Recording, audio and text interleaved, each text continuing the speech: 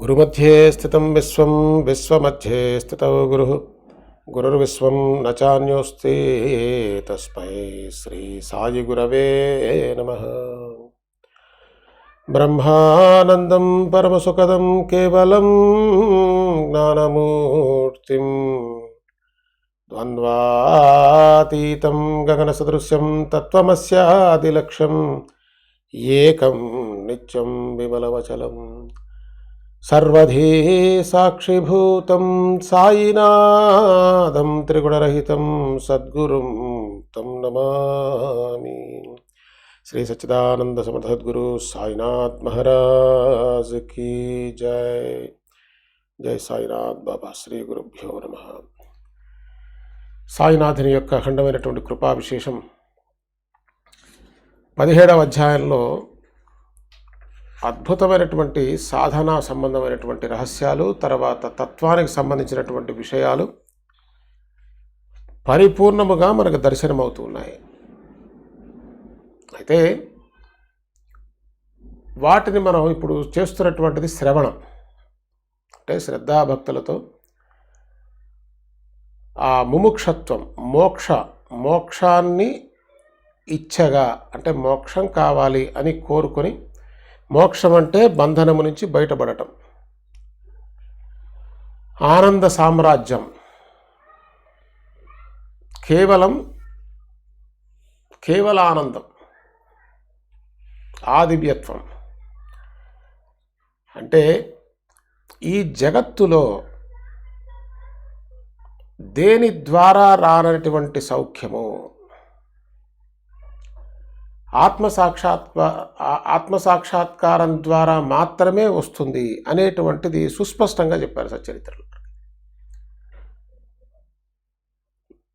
ఏ లోకానికి వెళ్ళినా కూడా ఈ ఆనందం లభించదని, అంటే ఆనందం లభించకపోవటం అంటే ఈ మార్గానికి మార్గనిర్దేశనం చేసేటువంటి గురువు ఈ ఒక్క భూలోకంలోనే ఉందని,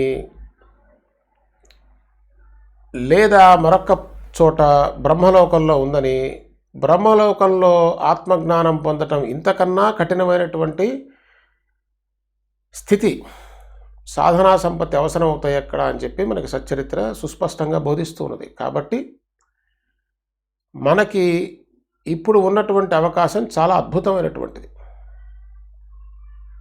మరలా వస్తుందో లేదో, రాకపోవటానికి ఎక్కువ అవకాశాలు ఉన్నాయి. ఎందుకని వచ్చిన అవకాశాన్ని పక్కన దోసేస్తే ఎప్పుడో వస్తున్న అవకాశం కోసం, అందుకోసం మన వాళ్ళకు మొక్క చెప్తారు,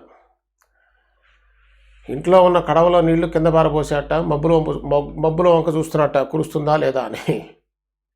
అది కురుస్తుందో లేదో ఏం తెలుస్తుంది మనకి? కురవచ్చు, కురవకపోవచ్చు.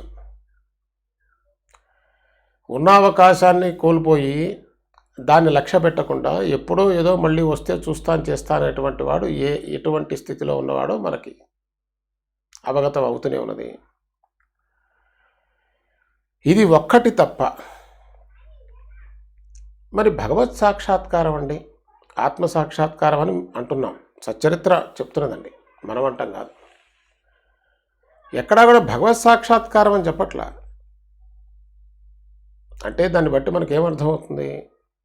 భగవత్ సాక్షాత్కారం కూడా పూర్ణ ఆనందాన్ని ఇవ్వలేదు. చాలా గుండె పగిలిపోయే మాట ఇది. ఈ గుండెలు తీసిన బంట అయితే తప్ప ఎవడు చెప్పడి ఈ మాట. అదేంటండి, ఇష్టం వచ్చినట్టు మాట్లాడితే సరిపోతుందా? భగవత్ సాక్షాత్కారం ఆనందాన్ని ఇవ్వకపోవటం ఏమిటి? మరి సాయిబాబా భగవంతుడే కదా. మరి సాయిబాబాని డైరెక్ట్గా చూసిన వాళ్ళు కొన్ని వందల వేల లక్షల మంది ఉన్నారు కదా. వారందరూ దివ్యమైనటువంటి ఆనందంలో ఊగిపోయారా? మరి సాటే సంసారంలో బడి కొట్టుకొని నానా గందరగోళం అయిపోయింది. ఎంతమంది అండి, ఉన్నదంతా ఎక్కువ. అదే చెప్పేది, 99.9% అదే బాపతు. విషయాన్ని తెలుసుకోవడం కోసమే. అక్కడేదో మనకు అర్థమైందని కాదు. మనకి అర్థం కాక అర్థమైంది చదవటం ఎందుకు? ఆత్మనిష్టలోనే కూర్చునే వాళ్ళంగా తెలుసుకునేటప్పుడు సుస్పష్టంగా తెలుసుకోవాలి. అంతదాకా ఎందుకంటే నామదేవ్ పరిస్థితి చూడండి. నామదేవ్ చిటికేసి పిలిస్తే పాండురంగుడు వచ్చేవాడు. పాండురంగానగానే పరిగెట్టుకుని వచ్చేవాడు. ఇంకా భార్యను పిలిస్తే ఇంట్లో ఉంటే వస్తుంది, వేరే చోట ఉంటే భార్యను పిలిస్తే భార్య మాత్రం ఎట్లా వస్తుంది? భగవంతుడు సర్వాంతర్యామి కాబట్టి తాను ఎక్కడ ఉన్నా సరే నామదేవుడు పాండురంగానంగానే, ఏవాయ్ పిలిచావా నామదేవా, ఏమిటి విషయం, కాసేపు ఆడుకుందాం, సరే పద నీ ఇష్టం, కాసేపు కబుర్లు చెప్పుకుందాం, సరే నీ ఇష్టం, నువ్వేదంటే అది. ఇట్లా భగవత్ సాక్షాత్కారం కలిగినటువంటి నామదేవుకి జ్ఞానోదయం అయ్యే వరకు కూడా పరిపూర్ణత రాలేదు అని మనం తెలుసుకున్నాం. ఘోరా కుంభార్ టెస్ట్ చేసినప్పుడు ఇది సగం కాలిన కొండే, పూర్తిగా కాలలేదు, పచ్చి ఉంది, ఇంకా సగమే కాలింది, మిగతాది కాలల. ఏమిటా సగం కాలటం, మిగతా సగం కాలపోవటం అంటే ఒక పాండురంగంలోనే దైవాన్ని చూస్తున్నాడు తప్ప మిగతా చోట్ల దర్శనం అవ్వట్ల. అయితే ఘోరా కుంభార్ మీద యుద్ధానికి లేవడు, నువ్వు నన్ను టెస్ట్ చేసేది ఏమిటని. చేసిన తర్వాత నీవు సగమే కాలేవంటే ఒళ్ళు మండిపోయింది. నువ్వెవరు చెప్పడానికి, నేను పోయి పాండురంగడితో తెలుసుకుంటానని చెప్పాడు. పాండురంగడిని అడిగితే పాండురంగడు కూడా అవును ఘోరా చెప్పింది నిజమే, ఎంత భక్తుడి మీద ఇష్టం ఉన్నా భగవంతుడు అబద్ధం చెప్పడు కదండి. కాబట్టి మనకి ఏమర్థం అవుతుంది వీటన్నిటి నుంచి అంటే 16, 17 అధ్యాయాలు బంగారం అని తెలుస్తున్నది. అందుచేత సాయి సచ్చరిత్ర సర్వశాస్త్ర సమాహారం అండి. చేసుకున్నవాడికి చేసుకున్నంత మహాదేవ. అట్లాగే దానికి కావలసినటువంటి స్థితులను కూడా సచ్చరిత్ర వర్ణిస్తున్నది. ఒకవేళ నాకు జ్ఞానం లాభం లేదండి, నేను అది అర్థం కావటం లేదు, నాకేమిటో అంతా నా స్వరూపంగా చూసుకోవటం ఏమిటి, త్రిపుటి పోవటం ఏంటి, భేదం ఇంత కనిపిస్తుంటే అభేద స్థితి రావటం ఒక్క ముక్క నాకు అర్థం కావటం లేదండి అంటే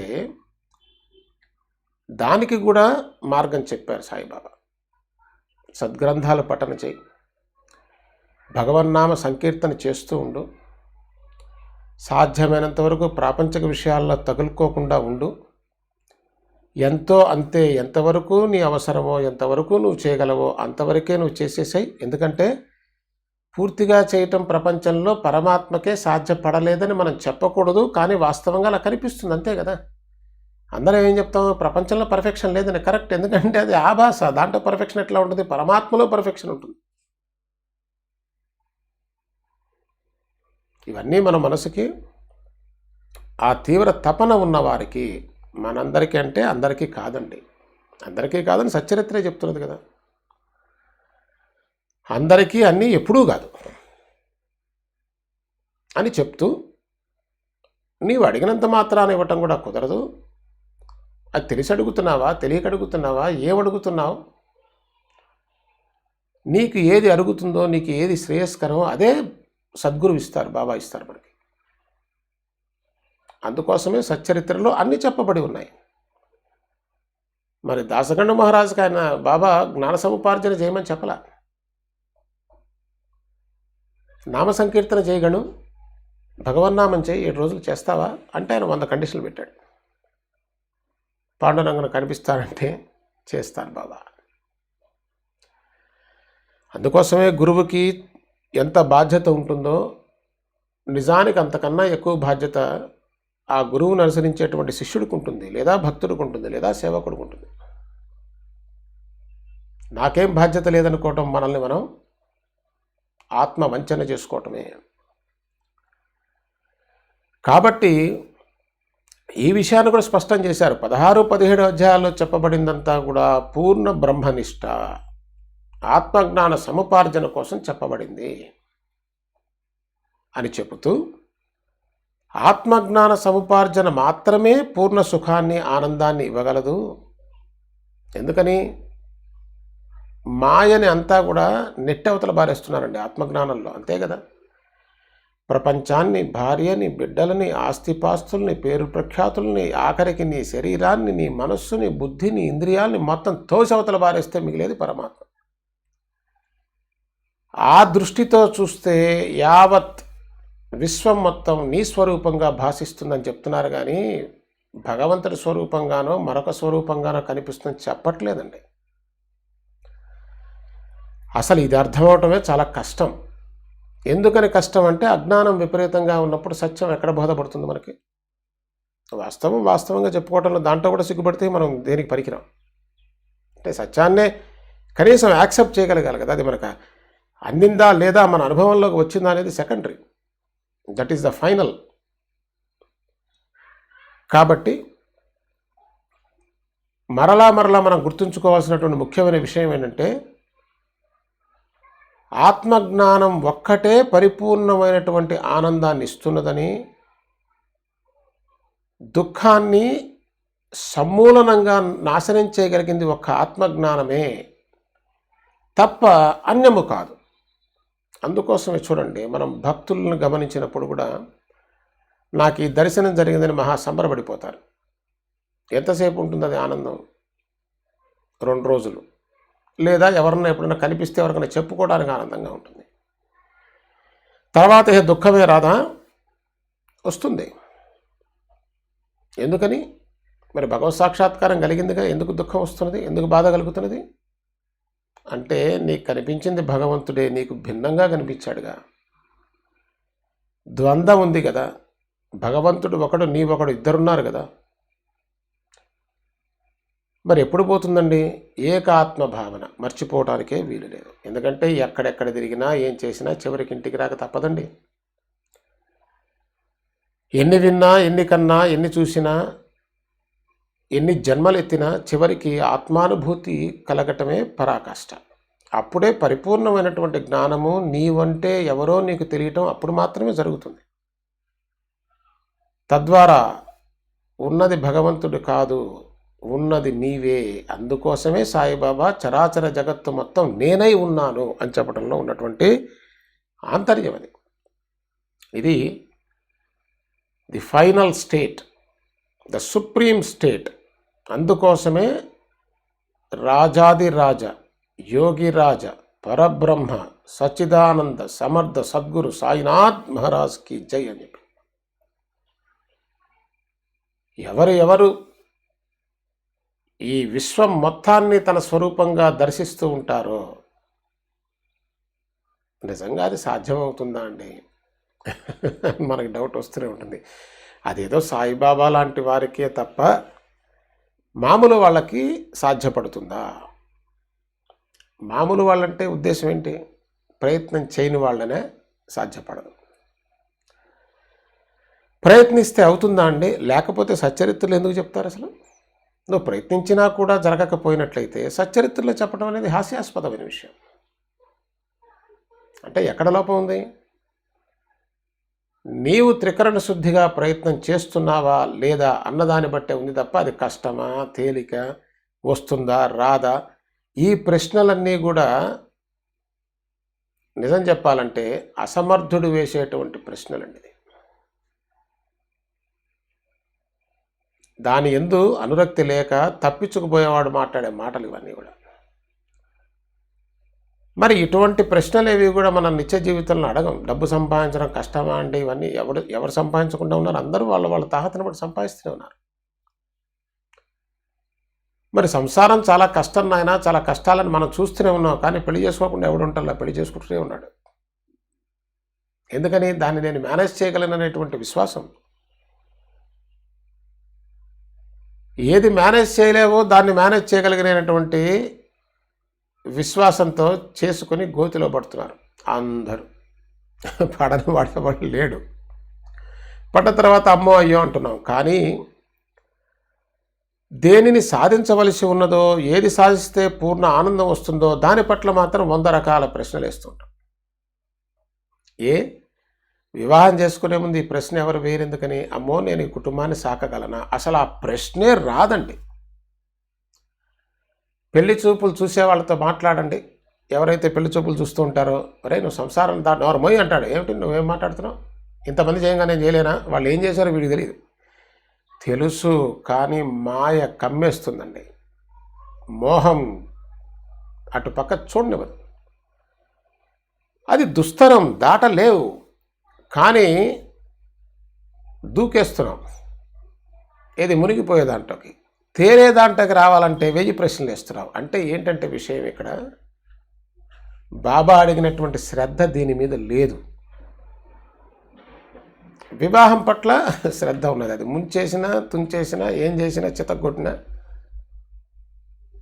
అందుకోసమే సంసారంలోకి ధైర్యంగా ఎంటర్ అవుతున్నాడు. తర్వాత కుయ్యో మొర్రో అని ఏడుస్తూనే ఉంటాడు జీవితాంతం. ఎవ్వడండి అసలు మామూలుగా ఉన్నవాడు ఒక్కడు లేడు సంసారంలో ఉండి. ఆనందంగా ఉన్నాడు అంటే వాడు సంసారంలో లేడు అని. సంసారం అంటే వివాహమే కాక్కర్లేదు. ఏ విషయాలకు సంబంధించినటువంటి అంశాలన్నీ కూడా సంసారమే. ఒక ఇల్లు కట్టడం సంసారం కాదు, మాడు పగిలిపోతుంది కదా. ఇల్లు కట్టేసరికి వాడికి సుఖాలు కనిపిస్తాయి. ఏ ప్రాపంచిక వ్యవహారమైనా తీసుకోండి అట్లే ఉంటుంది. కాబట్టి ఇది ఈ ప్రశ్నలు ధీరుడు అడగడు, బుద్ధిమంతుడు ఈ ప్రశ్నలు అడగడు. అది వస్తుందా అండి, రాదా అండి, అదేదో మహాత్ములకండి, అంత కారణ జన్ములండి, అది మన వల్ల ఎక్కడవుతుందండి అంటే వాడిగా హోప్లెస్ అనమాట. వాడు చర్చ చేయడు. ఎందుకని ముందే డిఫీట్ని యాక్సెప్ట్ చేసి కూర్చున్నాడు వాడు. ఇది మన వల్ల ఎక్కడ అవుతుందండి అంటాడు, క్లోజ్. మన వల్ల కాకపోయినట్లయితే దాన్ని చెప్పరు. మరి ఎందుకు మేము పొందలేకపోతున్నామండి అంటే దానికి తగిన ప్రయత్నం ఏది అని మనమే ప్రశ్న అండి. ఎవ్వరు మనల్ని ప్రశ్నించడం, ఎవరికి అక్కర్లా. అసలు నిజం చెప్పాలంటే మన ఊసు ఎవ్వరికి అక్కర్లేదు. ఈ భూప్రపంచంలో ఎవ్వరికి పట్టలా. మన గురించి పట్టినట్టు ఉంటారు అంతే. అక్కడ ఏదో వేరే కారణం ఉంటుంది. ఎవడికి పట్టిందండి? లేదండి పట్టింది. మరి నువ్వు పోయిన తర్వాత ఒక్కడు కూడా పోడు. ఎవడు పోతాడండి? ఇది సత్యం. మన ఇష్టాలతో కష్టాలతో దాని సంబంధం లేదండి. సత్యమే. మనకు అర్థమైన కాకపోయినా అర్థం చేసుకుంటే ధన్యులం. నువ్వు అనుకుంటున్నావేమో నో బడీ కేర్స్. ఎందుకో తెలుసా? నిన్ను నువ్వే కేర్ చేసుకోవట్లా. ఇది సత్యం. అదేంటండి మరి విడ్డూరంగా ఉంది. నన్ను నేను కేర్ చేసుకోవటం ఏమిటి, నన్ను ఎవరు కేర్ చేసేవాళ్ళు లేకపోవటం ఏమిటి, ఇంతమంది ఉన్నారు కదా అంటే పిచ్చివాడు. ఆ సమయం రాని అన్నీ బయటపడతాయి. అప్పటికి it will be too late. నువ్వు తెలుసుకొని ప్రయోజనం లేదు. అసలు మరి నన్ను నేను కేర్ చేసుకోవటం ఇది మరీ దారుణంగా ఉందండి. నన్ను ఎందుకు నేను కేర్ చేసుకోను? నిజంగా నువ్వు కేర్ చేసుకునేవాడివైతే ప్రశాంతంగా కూర్చొని విచారణ చెయ్యవు. దేంట్లో సుఖం లేదే, ప్రతి దాంట్లో దుఃఖమే కనిపిస్తున్నదే. ఎందుకని? దాంట్లో నిజంగా దుఃఖం ఉన్నదా? నీకు జ్ఞాన దృష్టి లేకపోవటమే దుఃఖానికి కారణం. దానిగా చూడు, ఏం దుఃఖం లేదు. దానికి ది బెస్ట్ ఎగ్జాంపుల్ శ్రీకృష్ణ పరమాత్మ. రామచంద్రమూర్తి ఎంత ఏడ్చాడో జీవితంలో సీతా వియోగం వల్ల. కృష్ణ పరమాత్మ యాదవ కులం మొత్తం వాళ్ళంతా నరుక్కొని చచ్చిపోయినా చూస్తున్నాడు అంతే. రాముడు ఏడుపు నటనే, కృష్ణుడి నవ్వు నటనే, రెండు నటనే. వాళ్ళు నవ్వు ఏడుపులకి దాటి ఉన్నదండి వాస్తవం. కాబట్టి అవి ఉరికే చదవటం, వల్ల వేయటం, భజన చేయటం, గెంతులేయటం ఇది కాదండి. అది మంచిదే, తెలుసుకొని చేస్తే మంచిది. అది దాన్ని చెడ్డదని చెప్పట్లా. చైతన్య మహాప్రభు ఆయన నాట్యం చేయలే, ఆయన తెలిసి చేశారు. అందుకోసమే విషయాన్ని అవగాహన చేసుకొని చేస్తే దాని లోపల ఉన్న సౌందర్యం, మాధుర్యం, పరిపూర్ణత్వం ఉంటుందండి. ఎందుకని? క్లారిటీ, తెలుసు వాట్ ఈజ్ వాట్. ఆ తెలుసుకోమనే మనకి ఇంతలాగా వివరణ ఇస్తూ ఏమేమి చెయ్యాలి, అది చెయ్యలేను అన్నప్పుడు అంటే 16-17 అధ్యాయాలు అయిన తర్వాత ఈ 16-17 అధ్యాయాలు కేవలం బ్రహ్మనిష్ఠుడికి చెప్పిన మాటలే అంతే. ఇక్కడ వేరే వాళ్ళ విషయం లేదు. ఇక్కడ ఓన్లీ భాగ్యవంతులు, రాజాదిరాజులు, ఆ ధీరులకి, బుద్ధిమంతులకి చెప్పినటువంటి బోధ ఈ 16-17 అధ్యాయాల్లో చేయబడింది. కాబట్టి ఏం చెప్తున్నారట? పొట్టలో ఏ రోగం ఉందో పిల్లలకి తెలుస్తుందా చెప్పండి? తెలియదు కదా. వారికి మందులు మాత్రలు తల్లి ఇవ్వాలి, తల్లి ఇస్తుంది. వారు ఒకవేళ మందు తాగక మొండికేస్తే వారిని ఒకప్పుడు బ్రతిమాలి, బామాలి, లేదా ఒకప్పుడు కళ్ళెర్ర చేసి బెత్తం దెబ్బలు తగిలించైనా సరే, లేదంటే ఒకప్పుడు ప్రేమగా గుండెలకు హత్తుకునైనా సరే జరగవలసింది జరిగి తీరాలి. అందుకోసమే సాయిమాత మనకి ఇన్ని విధాలుగా బోధించటం. కఠినమని భయపడతావేమో, నువ్వేం భయపడకు, నేనున్నాను, నీకేం భయం లేదు. కానీ నువ్వు ప్రయత్నం చేయి. చూసారా, ప్రయత్నం చేయాల్సింది మనమేనండి. ఆ ప్రయత్నం కూడా సాయిబాబా చేసేటట్టయితే ఆయన చేసి అక్కడ అవతల బారేసేవాళ్ళు, గోల ఉండేది కాదు. వచ్చిన విషయం ఏంటంటే లేచి నడవవలసింది మాత్రం ఎవరికి వాళ్ళే. ఆ బాటలో ఏదన్నా ఇబ్బంది వచ్చిందనుకోండి, పక్కనే ఉంటారు సాయిబాబా. ఏమిట్రా, ఏమిటి ఇబ్బంది, ఏంటి బరువు పడుతున్నావు ఏంటి, కష్టపడుతున్నావు ఏంటి, ఏం లేదు సాయిబాబా. అదే దాన్ని ఎట్లా చూడాలి సాయిబాబా చెప్తారండి. అంతేగాని మన ఊరికి బాస పెట్టలేసుకొని కూర్చొని కాళ్ళు ఊపుకుంటా ఏమిటో చెప్పండి అంటే పొరపాటున చెప్పేది కాదు. చెప్పినా మనం అర్థం చేసుకోలేం, అది మనం అలా పట్టుకోలేం. ఎందుకని పట్టేది అసలు ప్రయత్నమే పట్టండి. ఎంత విశ్వ ప్రయత్నం చేయాలి, చేసి నువ్వు చెమటలు కక్కుతుంటే అప్పుడు వస్తాడు గురువు. ఓహో వీడు ఎగ్జాస్ట్ అయిపోయాడు పాపం. అట్లా ఒక చిన్న సూచన చేస్తారు. అది ఎక్కడ పట్టి ఒక నెట్టు నెట్టాలో సాయిబాబా చెప్తారు. అసలు నువ్వు నెట్టకుండా ఊరికే కాళ్ళ మీద కాలేసుకొని కూర్చొని సాయిబాబా చెప్పండి చెప్పరు. కానీ 16-17 అధ్యాయాల్లో విషయాన్ని చెప్తున్నారు మనకి. అది కాబట్టి ఆ తల్లి గుండెలకు హత్తుకొని మార్గం అంతా నడిచేలా చేసి చివరి గమ్యాన్ని చేరుస్తుంది. అదే పిల్లలు పెద్దవారయ్యాక వారి బుద్ధి తీవ్రతను బుద్ధిమాంద్యాన్ని గమనించి వారిని లాలించాలి. అట్లే జ్ఞానంలో కూడా తీక్షణమైన బుద్ధి కలవారు, అదండి విషయం. ఎవరు? తీక్షణమైనటువంటి బుద్ధి గలవారు జ్ఞానోపదేశాన్ని క్షణం ఆలస్యం లేకుండా త్వరగా గ్రహిస్తారు. అది వాళ్ళకి శ్రవణం. ఇంతకుముందు కూడా చూసారా, శ్రవణం చేస్తే ఎవరికి ఆ శ్రవణం చేస్తే ఉత్తమాధికారులకి. వాళ్ళకి శ్రవణమే చాలు. ఒక్కసారి వినటంతోనే సత్యం గోచరమైపోతుంది. ఇహ వారు ఆ నిష్టలో ఉండిపోతారు. ఎక్కడికి పోరు, ఉంటారు. ఉండిపోతారంటే ఉంటారని. వచ్చిపోయేది మనం. అజ్ఞానంతో ఉన్నంతకాలం చావు పుట్టుకలు తప్పదు. కాబట్టి తీక్షణమైన బుద్ధి కలవారు జ్ఞానోపదేశాన్ని క్షణంలో ఆలస్యం లేకుండా త్వరగా గ్రహిస్తారు. అదే మందబుద్ధి గల వారి తలకింకించడం చాలా కష్టం. చెప్తూనే ఉన్నారు పాపం. అది దీనికి ఏంటంటే తీక్షణమైన బుద్ధి అండి. తీక్షణమైన బుద్ధి ఎట్లా వస్తుందండి? అక్కడ ఏదైనా అమ్ముతారా అంటే నీకున్నటువంటి తీవ్రమైన తపనే తీవ్రమైనటువంటి ఆ తీక్షణమైనటువంటి బుద్ధిని తయారు చేస్తుంది. ఏ విధంగా ఇది ఇప్పుడు మొద్దు కత్తి ఉందనుకోండి, దానికి పదును పెట్టాలంటే ఏం చేస్తాం? ఆ పదును పెట్టేవాడి దగ్గరికి వెళ్తే ఆకురాయి మీద వేసి రుద్దుతాడు పడేసి. అట్లాగే మన బుద్ధి కూడా ఆ పరమాత్మ తత్వాన్ని, అంటే నా స్వరూపాన్ని నేను దర్శనం చేయాలి దేహం పడే లోపు ఎట్లా అయినా సరే అనుకున్న వాడికి మరి అధ్యాయాలు బంగారం కదా. వాడు జాగ్రత్తగా శ్రవణం చేస్తాడు. ఏదైనా డౌట్స్ ఉంటే బాబాని అడిగి తెలుసుకుంటాడు. నిధిధ్యాసనం చేస్తాడు. ధ్యానం చేసి వాడు ఆత్మసాక్షాత్కారం పొంది తరించిపోతాడు. వాడికి దిగులు. అట్లే ఏం చెప్తున్నారంటే అదే మందబుద్ధి గల వారికి తలకెక్కించడం చాలా కష్టం. తలకెక్కదు. నువ్వు చెప్పి నీ నోరు పడిపోవటమే కానీ వాడి తలకెచ్చేస్తే అక్కడ. జ్ఞాననిధి అయిన సాయి సమర్థులు ముందు భక్తుల యొక్క బుద్ధిని, వారి పాత్రతను నిర్ధారించి, అది జ్ఞాననిధండి సాయిబాబా. మరొకటి కాదు. జ్ఞానాత్ ఏవతు కైవల్యం. సాయిబాబా పరిపూర్ణ జ్ఞాననిష్ఠుడు. జ్ఞాననిధి అయిన సాయి సమర్థులు ముందు భక్తుల యొక్క బుద్ధిని, వారి పాత్రతను నిర్ధారిస్తారు. అది వెళ్ళంగానే ముందు అక్కడ బయట ఇప్పుడు సపోజ్ మనం ఒక బంగారం షాప్కి వెళ్ళాం అనుకోండి. బంగారం షాప్లోకి వెళ్ళగానే ముందు వాడు మన యగాదిగా చూస్తాడు. ఎందుకు?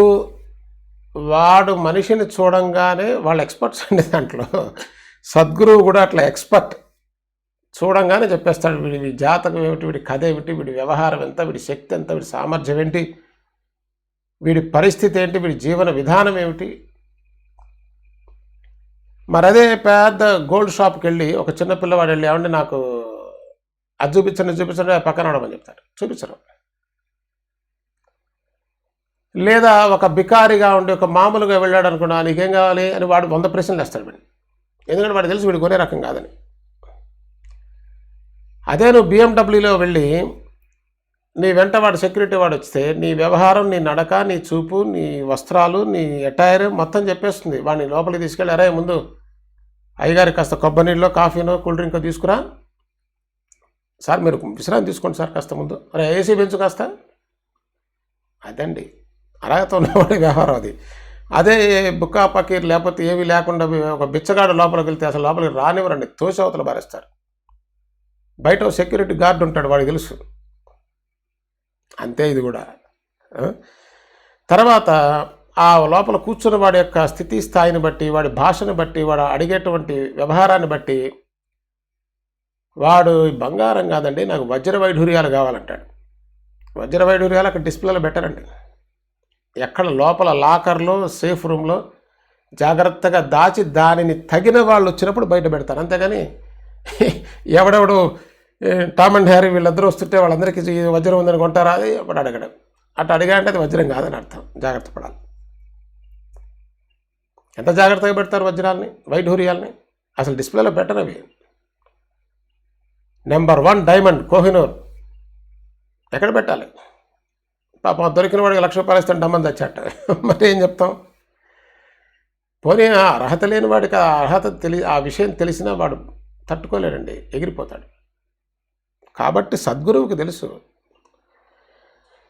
కాబట్టి జ్ఞాననిధి అయినటువంటి సాయి సమర్థులు ముందు భక్తుల యొక్క బుద్ధిని, వారి పాత్రతను నిర్ధారించి, ముందు నువ్వు బంగారాన్ని నిర్ధారించడం కాదు, నిన్ను నిర్ధారిస్తారు ముందు. అసలు నువ్వు are you capable, are you really for that, are just ఐసే చుమ్మా టైం పాస్కి వచ్చావా? ఊరికే ఏదో ఒకటి వింటే మంచిది కదా అని వింటున్నావా? How serious you are you a real person? నిర్ధారించి కానీ జ్ఞానాన్ని సమృద్ధిగా వితరణ చేస్తారు. అది నిర్ధారించిన తర్వాతే జ్ఞానాన్ని సమృద్ధిగా వితరణ చేస్తారు. అంటే ఇంకా చాలా తెలుసుకోవాల్సినటువంటి విషయాలు ఉన్నాయి. వారు పూర్ణ అంతర్జ్ఞాని. ఎన్నిసార్లు చెప్తారండి సచ్చరిత్రలో, సాయిబాబా అంతర్జ్ఞాని, బ్రహ్మనిష్ఠుడు, జ్ఞానస్వరూపుడు. అంతేనండి, ఒకటే మాట. పరిపూర్ణమైనటువంటి బ్రహ్మనిష్టని 100కి 1,000,000 పాళ్ళు తొనికిసలాడుతూ కదలాడే పూర్ణపర బ్రహ్మస్వరూపం సాయిబాబా. వారికి అందరి గురించి ముందే తెలుసు. అది కథ.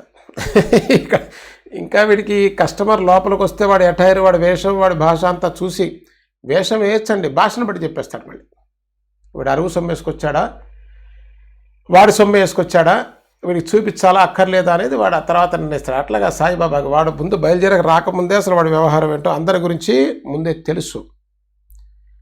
బిడ్డల గురించి తల్లికి తెలియదా అండి?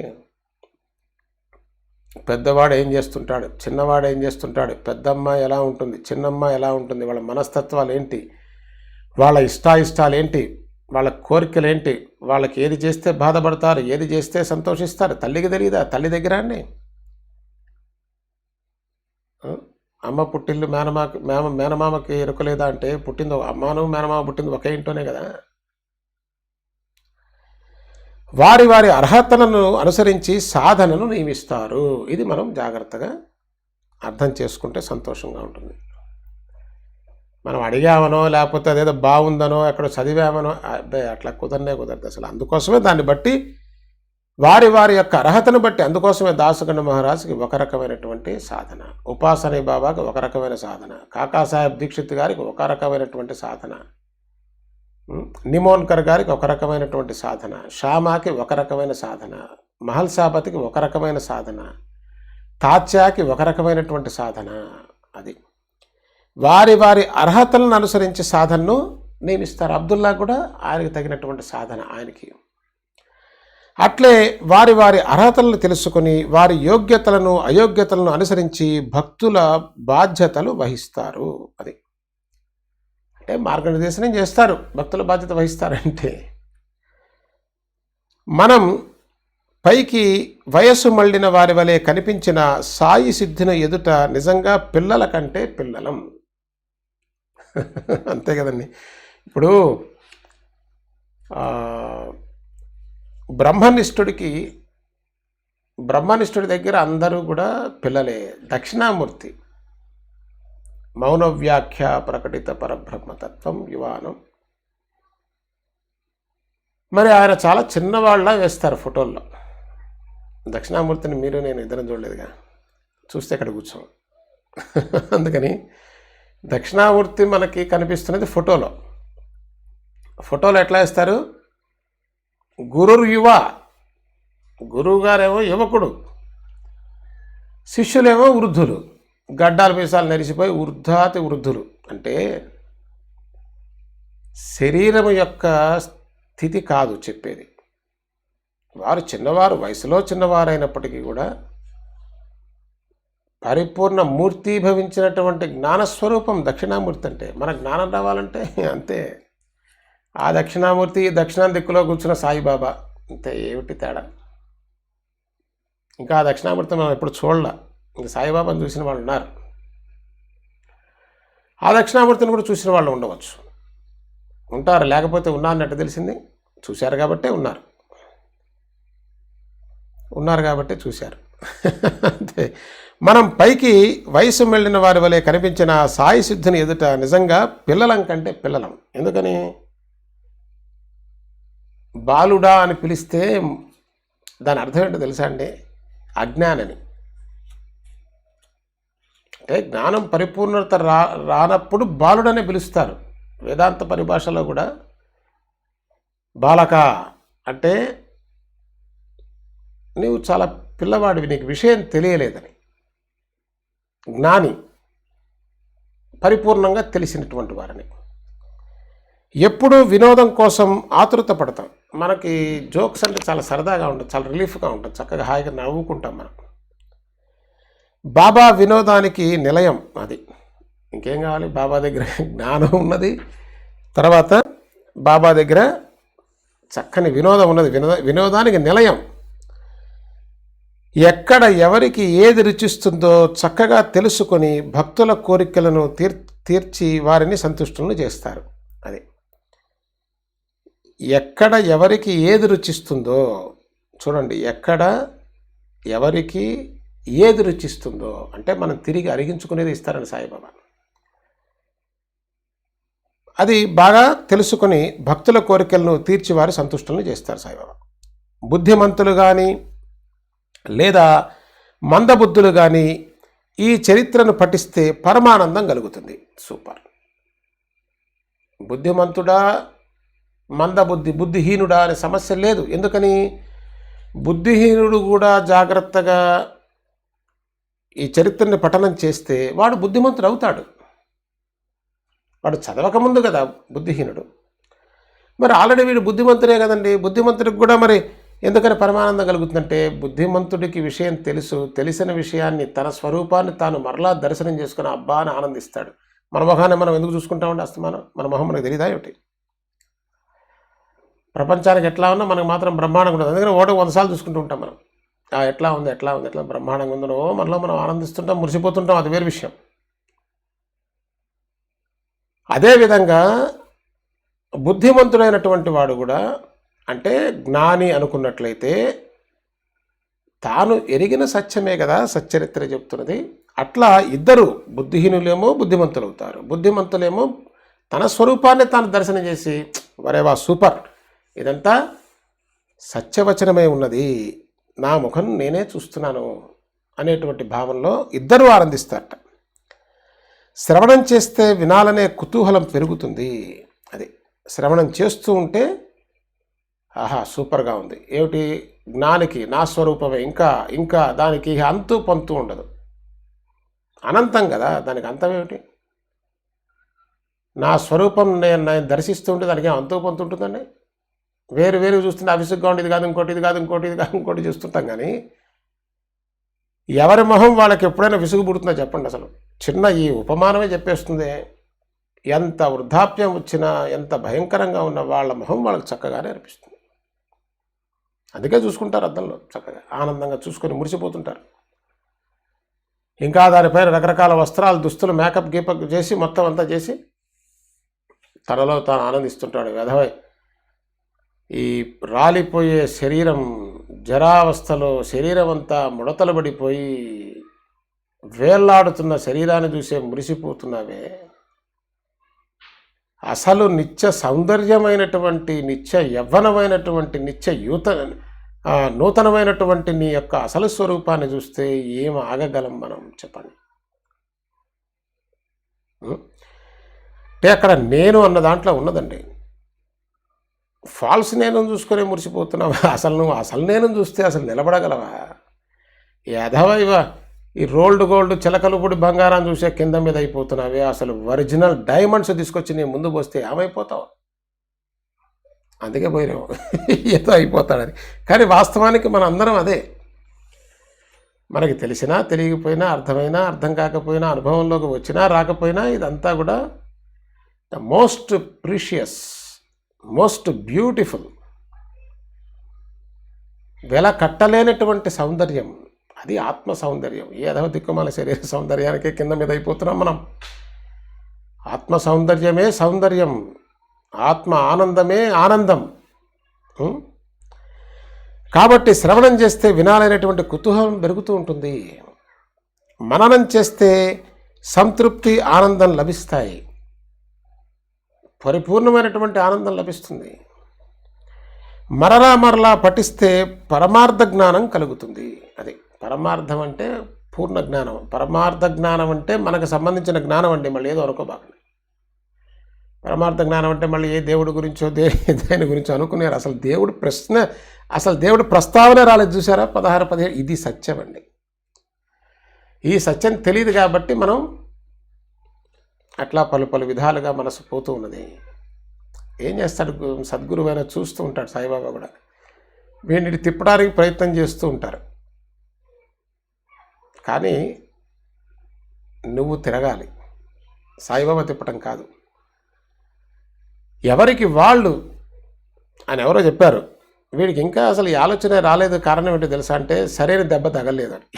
అంటే ఎక్కువ శాతం మాడు పగిలితే కానీ అసలు తల తిరిగి అసలు ఏమిటి రారు ఒక ప్రశ్న వేడు. అంటే వాడికి ఏమిటంటే ఈ సుఖము దుఃఖం ఈ దుఃఖపడుతున్న గుర్తురుచ్చి బాధపడుతుండగా మళ్ళీ వెంటనే సుఖం వస్తుంటుంది. అంటే మరిపిస్తుంది, మర్చిపోదేం లేదు, ఇట్రా ఇది బాగుంది. ఇది మోసం అండి. ఈ దుఃఖం వెనకాల సుఖం రావటం పెద్ద మోసం. దుఃఖమే బ్లాక్ కొడుతుంది అనుకోండి, ఒక టైంలో వాడించి ఏమిట్రా ఎదవకోవాలనుకుంటాడు. అలా అనుకోనివ్వదు. మాయాస్వరూపం యొక్క లక్షణం అది. మన జీవితాలన్నీ అంతే కదండి. అబ్బా కష్టం, అమ్మ అంటున్నప్పుడు మళ్ళీ సుఖం వచ్చేస్తుంది. వీడు ఎక్కువ అమ్మ అంటే అసలు అమ్మను పిలుస్తాడు. అమ్మను పిలిస్తే కనిపిస్తుంది, అప్పుడు తరించిపోతాడు. మరి ప్రారంధం ఎవడికిస్తావు? అందుకోసమే ఇది జోడు గుర్రాల స్వారీ జీవితం. ఎవరికి? సాధకుడికి. లేకపోతే ఒకే గుర్రం ప్రారంధమే ఈడ్చి అవతల పారేస్తుంది. సాధకుడి పరిస్థితి ఒక విచిత్రమైన స్థితి అది. ఒక పక్క ప్రారంధం ఫలితాన్ని ఇస్తూ ఉంటుంది, ఒక పక్క దాంతో చేస్తుంటాడు. ఎందుకంటే వీడికి సత్యం కనిపిస్తున్నది అది. కానీ కొద్దిగా స్ట్రగుల్ ఉన్న అనతి కాలంలో గురువు యొక్క సహాయం చేత దీని యొక్క తాను వెళ్ళిపోతాడు. ఈ కింద పడి లేచేవాడు లేస్తుంటాడు, మాడు పగులుతుంటుంది, అమ్మ అంటుంటే కానీ మళ్ళీ కాస్త స్వీట్ వేస్తుంటారు, మళ్ళీ అమ్మ ఆనందపడతాం కానీ మళ్ళీ ఢాంగన మాడు పగులుతుంటుంది, మూతి పగులుతుంటుంది, అమ్మో నేడుస్తుంటాడు. కాస్త మళ్ళీ ఏదో మళ్ళీ సంతోషం సుఖకరమైన వార్త వింటుంటాడు, మళ్ళీ మోకాళ్ళు పగులుతుంటాయి. బాబా ఈ కింద మీద ప్రారంభం ఫలితం ఉంటే అట్లాగే ఉంటుంది అది. కాబట్టి మరలా పఠిస్తే పరమార్థ జ్ఞానం కలుగుతుంది. అదండి పరమార్థ జ్ఞానం అంటే నీకు సంబంధించిన జ్ఞానం. You will come to know who you are. దానికి ఏమేమి అవసరమో చెప్పారుగా. నిధిధ్యాసనలు చేస్తే ఆహ్లాదం, మహత్తైనటువంటి ఆహ్లాదము, మహదాహ్లాదం, అనంతమైన సుఖం లభిస్తాయి. అంటే అనంతమైన సుఖం అంటే దుఃఖ స్పర్శ ఉండదు. ఎట్లా ఉంటుందో చెప్తారా? గాఢ నిద్రలో అని చెప్తామే కానీ గాఢ నిద్రలో మనకి తెలియదండి. అది లేచిన తర్వాత కానీ తెలియదు గోల. ఇక్కడ నీ ఎరుకలో ఆనందం ఉంటుంది, అది సూపర్. నీ అంతకన్నా చెప్పడం కుదరదు. ఈ లడ్డు గురించి వర్ణించినట్టే ఉంటుంది. ఇది ఇటువంటి అమోఘమైనటువంటి లీల. అంటే నిధిధ్యాసన వరకు వస్తే తప్ప, ఆ పరిపూర్ణమైనటువంటి జ్ఞాననిష్ట కలిగితే తప్ప, అంటే సాయిబాబా స్వరూపం అండి. ఇలాంటి అనుభవాన్ని కించిత్తైనా పొందిన భాగ్యవంతులు. ఇది పరిపూర్ణంగా అక్కర్లేదుట, కించిత్తు పొందినా సరే.